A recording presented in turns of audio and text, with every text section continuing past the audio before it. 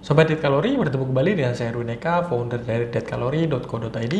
Dan di video kali ini kita akan membahas tentang bagaimana jika menu sarapan atau mengkonsumsi bubur kacang hijau saat sarapan. Nah, banyak orang yang berpikiran ya, terutama untuk menjaga berat badan atau proses program penurunan berat badan saat sedang diet, mereka menghindari makanan berat saat sarapan ya, makanan yang biasa dikonsumsi saat sarapan, misalnya nasi goreng, misalnya nasi uduk ya, makanan berat yang berupa nasi ya, atau misalnya lontong, ketupat sayur, lontong sayur, atau ketoprak misalnya, atau nasi kuning dan lain sebagainya. Dan ya, hal itu dianggap sebagai salah satu hal yang akan membuat berat badan mereka cenderung naik ya, dan memang seperti itu adanya. Namun perlu diperhatikan ketika menggantinya dengan misalnya yang akan kita bahas saat ini, yaitu bubur kacang hijau. Nah, kacang-kacangan ya, dan kacang hijau sendiri memang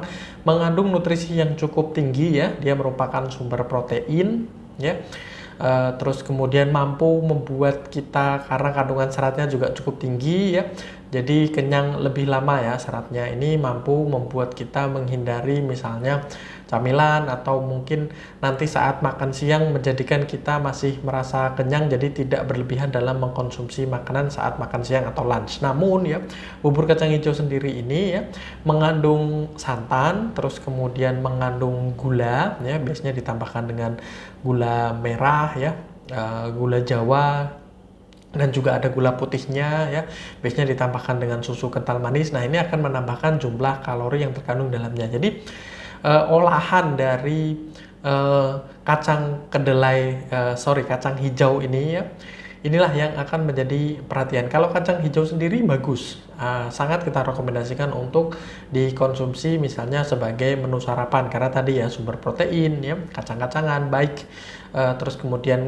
kandungan nutrisi gizi yang terkandung dalamnya, selain protein ya, ada mikronutrien yang terkandung dalamnya, misalnya mengandung zat besi, mengandung vitamin B, dan lain seterusnya, yang berkhasiat, yang bagus untuk tubuh, dan juga mampu menjaga tubuh, sistem pencernaan kita tidak gampang lapar, karena tadi ya kandungan seratnya yang cukup tinggi. Namun ya, proses pengolahannya ada beberapa jenis kacang hijau olahan dengan misalnya sari kacang hijau dengan kandungan gula yang dibatasi, sesuaikan begitu ya, karena gula ini notabene juga mengandung kalori. Gula merupakan sumber karbohidrat juga, dan ketika tidak dibakar oleh tubuh dalam beraktivitas, maka akan disimpan oleh tubuh menjadi cadangan lemak. Jadi benar bahwasanya sarapan ya, untuk memulai aktivitas disarankan memang menghindari makanan-makanan berat, terutama makanan-makanan yang mengandung kalori yang tinggi, mengandung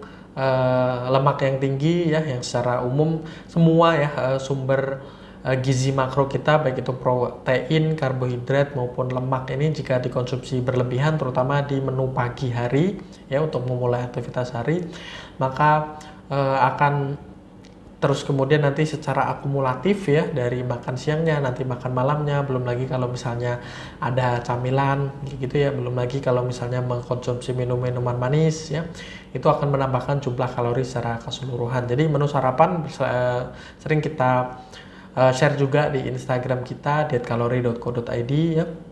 Ada misalnya kita menggunakan oatmeal, kita bikin smoothies ya, tidak dengan menambahkan gula, tidak dengan menambahkan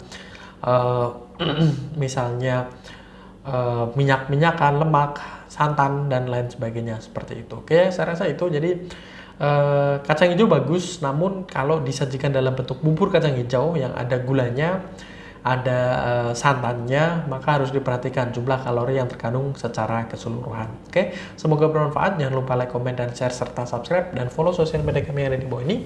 Dan sampai bertemu kembali dengan saya Erwin Eka dari dietkalori.co.id.